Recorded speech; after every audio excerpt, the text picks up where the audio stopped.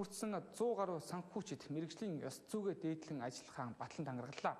Мэрэгсэн нэгтлэн бодогчид нь санхүүгийн салбарын хяналт шалгалт, аж ахуй нэгж байгууллагын ил тод нээлттэй байдлыг хангах үүрэгтэй юм. Иймээс ч хуулийн дагуу ажиллана гэдгийг төр ард түмнийхээ өмнө батлан тангаргалсан байна.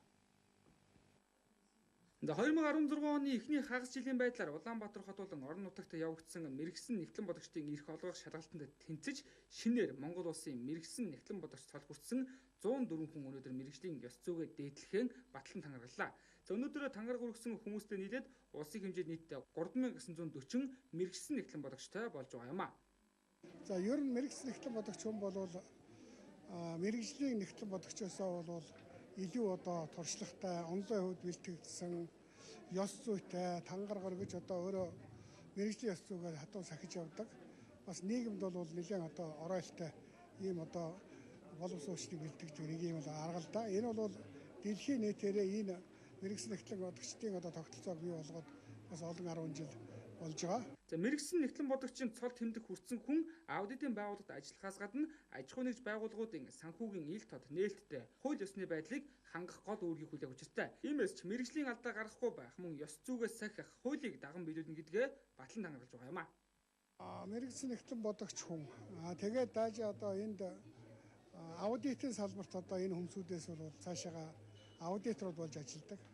Аудиторууд болж ажиллаж байгаа хүмүүсүүд бол нийгмийн эдийн засгийн энэ хүрээнд байгууллагуудын санхүүгийн үйл ажиллагаанд үнэлэлт өгдөг, шалгадаг, үн цэнийг тогтоодог, батламж олгодог, баталгаажуулдаг ийм хүмүүсүүд шүү дээ. Тийм учраас энэ ажиллагаагаа үнэлж шударга ямар нэгэн хараат ус байдалд хийх ийм л асуудал дээр суурилсан ийм тангарагыг бол өргөдөг байгаа. За мэрэгсэн нэгтлэн бодогчид нь мэрэгжлийн зэргийг бүрэн хангасан, ажлын дадлаг туршлага эзэмшсэн, үндэсний хэмжээний зөвлөх үйлчлэгийг үзүүлэх мэдлэг чадвартай байж, тасралтгүй боловсролын сургалтанд байнга хамрагдаж, мэдлэгээ нь дээшлүүлж байх үүрэгтэй. За мэрэгсэн нэгтлэн бодогчийн эрхийг анх авсан хүн 7 жилийн дараа хугацаагүй эрхтэй болдог байсныг шинжилсэн хуулиар мэрэгсэн нэгтлэн бодогч болсноос хойш 4 жилийн дараа авахар тусгасан байдаг. Үүнтэй холбогдуулан 2009, 2010, 2011 онд нийт 418 мэрэгсэн нэгтлэн бодогч хугацаагүй эрхийг авч өнөөдөр гэрчлэгийн гартсан юм а. За мөн оны эхний хагас жилд 17 аудитор